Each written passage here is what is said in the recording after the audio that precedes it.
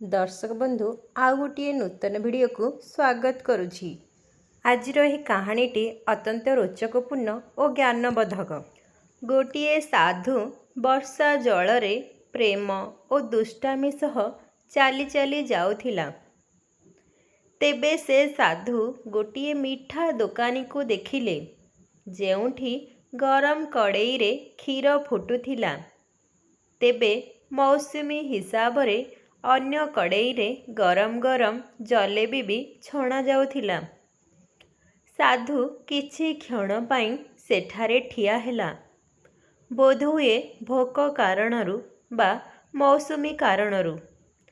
साधु से भोजन को बहुत निरीक्षण रे देखुथिले कारण साधु को भोजन दरकार थिला, किंतु तांको पाखरे टंकाटिए पैसाटिए मध्य नथिला। साधु किछि क्षण सेही निआरे हाथ सेकी सेठारु चाली जाउथिले। एहा देखि से दोकानी गोटिए ग्लास क्षीर और किछि जलेबी से साधु को खाइबाकू देला। पुणी साधु से खाद्य खाई ऊपर को हाथ टेकी से दोकानिया पाई प्रार्थना करी आगकू चली गले।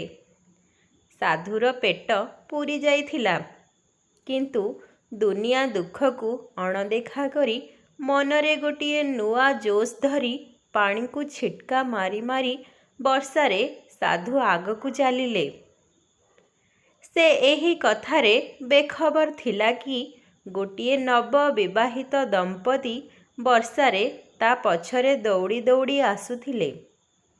गोटिए थर से दुष्ट साधु वर्षार सेही मैला पानी को जोर रे गोईठा मारिला। सीधा जाई पानी पछरे आसुथिबा युवती देहरे पड़िला।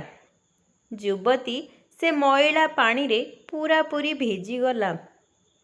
पोशाक ओदा पचपच होई गला।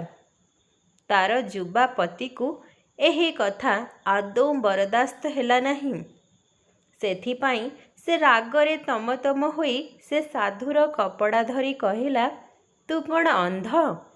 तोते देखा जाऊ नहीं? तोर ही कार्यकलाप कारणरू मोर पत्नी पूरा पूरी ओदारे भिजी गला। साधु आबा काबा होई अनेई रही थाए। साधु मुहरु कौनसी शब्द बाहरु नथिला। महिला आगकू जाई युवकर हाथ को अटकाइबा पाई चाहुथिला, किंतु युवकर राग देखी पुणी पछकू हटिगला। आखपाखर लोक एही कथा सबू देखुथिले, किंतु कहार एते साहस नथिला जे से सेही युवक को अटकेई पारिबे। परे युवक जनक क्रोधरे आसी से साधु को गोटिए शक्त चापुड़ा मारिला। बुढ़ा साधु से चापुड़ा को संभाली न पारी सीधा जाई कादुअरे पड़िले। कादुअरे पड़िथिबा साधु को देखी युवक जनक हसी हसी सेठारु चलीगला। तापरे साधु आकाश आड़कू देखी कहिला, बारे उपरवाला, केबे गरम क्षीर और जलेबी, पुणी केबे गरम चापुड़ा। किंतु तू जहा चाहुछु मोते ताहा पसंद होई गलानी। एहा कही साधु जनक पुणी आगकू चलिला। अन्यपटे से युवा जोड़ी निज मस्ती सहित आगकू बढ़ुथिले। किछि समय परे सेमाने गोटिए दुकान पाखरे अटकी गले। सेमानंकर घर मध्य आसी जाइथिला। युवक पकेट्रु चाबी काढ़ी कबाट खोली निज स्त्री सह हस मजाक करी सीढ़ी चढ़ुथिला, किंतु वर्षा कारणरू सीढ़ी खसड़ा थिला। युवक जनक सीढ़ी रे पाद रखिबा मात्रे गोड़ खसी तले पड़िला। महिला जोर जोर रे चिल्लेबा पाई लागिला कि लोक माने ताकू साहाଯ୍य करिबे, जहा द्वारा बहुत सारा लोक युवक आड़कू आसिले, किंतु बहुत डेरी हो जाइथिला। मुंड फाटिबा जोगु बहुत रक्त बोही युवकर मृत्यु हो जाइथिला। जेतेबेले साधु बाबा दूररू आसुथिले ସେତେବେଳେ କିଛି ଲୋକ ନିଜ ନିଜ ଭିତରେ କଥାବାର୍ତ୍ତା ହେବାକୁ ଲାଗିଲେ କି ସାଧୁ ବାବାଙ୍କୁ ଚାପୁଡ଼ା ମାରିବା କାରଣରୁ ତାଙ୍କର ଅଭିଶାପ ଏ ଯୁବକ ଉପରେ ପଡ଼ି ତାର ଏହି ଅବସ୍ଥା ହୋଇଛି, ନଚେତ୍ କେବଳ ସିଡ଼ିରୁ ପଡ଼ି ଏହି ନବଯବାନର ମୃତ୍ୟୁ ବଡ଼ ଆଶ୍ଚର୍ଯ୍ୟଜନକ ଲାଗୁଛି। ସେଥିପାଇଁ କିଛି ଯୁବକ ସାଧୁ ବାବାଙ୍କୁ ଘେରି କହିଲେ, ଆପଣ କିପରି ଭଗବାନଙ୍କର ଭକ୍ତ? କେବଳ ଚାପୁଡ଼ା ଦ୍ୱାରା ଆପଣ ଯୁବକକୁ ଅଭିଶାପ ଦେଲେ, ଯାହାଦ୍ୱାରା ତାର ମୃତ୍ୟୁ ହୋଇଗଲା। ସାଧୁ ବାବା କହିଲେ, ସତ କହୁଛି, ମୁଁ ଭଗବାନଙ୍କ ନିୟମ କରି କହୁଛି, ମୁଁ ଆଦୌ ଯୁବକକୁ ଅଭିଶାପ ଦେଇନାହିଁ। ଯଦି ଆପଣ ଶ୍ରାପ ଦେଇନାହାନ୍ତି, ତେବେ ନବଯବାନ ଯୁବକ ଏପରି ସିଡ଼ିରୁ ପଡ଼ି କିପରି ମରିପାରିବ? ତେବେ ସାଧୁବାବା କହିଲେ, ଏଠାରେ ଉପସ୍ଥିତ ଦର୍ଶକ, କ'ଣ ଏହି ଘଟଣାକୁ ଆପଣମାନଙ୍କ ମଧ୍ୟରେ କିଏ ଦେଖିଛନ୍ତି? ତେବେ ଗୋଟିଏ ଯୁବକ ଆଗକୁ ବଢ଼ି କହିଲା, ହଁ, ମୁଁ ଦେଖିଛି। ତେବେ ସାଧୁ କହିଲା, କ'ଣ ମୋ ଗୋଡ଼ର ପାଣି ଛିଟା କାରଣରୁ ଯୁବକର କପଡ଼ାରେ ଦାଗ ହୋଇଥିଲା?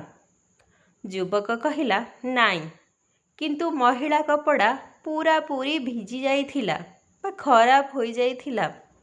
ତେବେ ସାଧୁ ସେହି ଯୁବକର ବାହୁକୁ ଜୋରରେ ଜାବୁଡ଼ି ଧରି କହିଲେ, ତେବେ ଯୁବକ ଜଣକ ମୋତେ କାହିଁକି ଚାପୁଡ଼ା ମାରିଲା? ଯୁବକ କହିଲା, କାରଣ ସେ ମହିଳା ତାଙ୍କର ପ୍ରେମୀ ଥିଲା।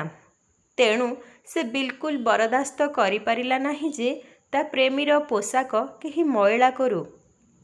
ତେଣୁ ସେ ଆପଣଙ୍କୁ ମାରିଲା। ସାଧୁ ଜୋରରେ ହସି ହସି କହିଲା, ମୁଁ କେବେ ବି ଏହି ଯୁବକକୁ ଶ୍ରାପ ଦେଇନାହିଁ। କିନ୍ତୁ କିଏ ଅଛି ଯିଏ ମୋତେ ବହୁତ ପ୍ରେମ କରେ।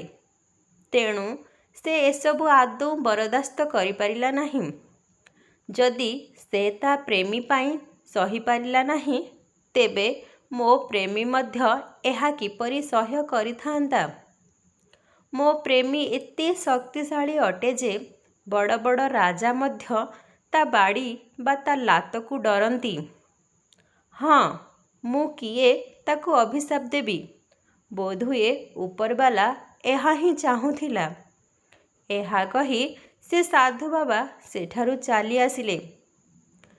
ଦର୍ଶକ ବନ୍ଧୁ, ଭିଡ଼ିଓଟିକୁ ଏହିଠାରେ ଶେଷ କରୁଛି।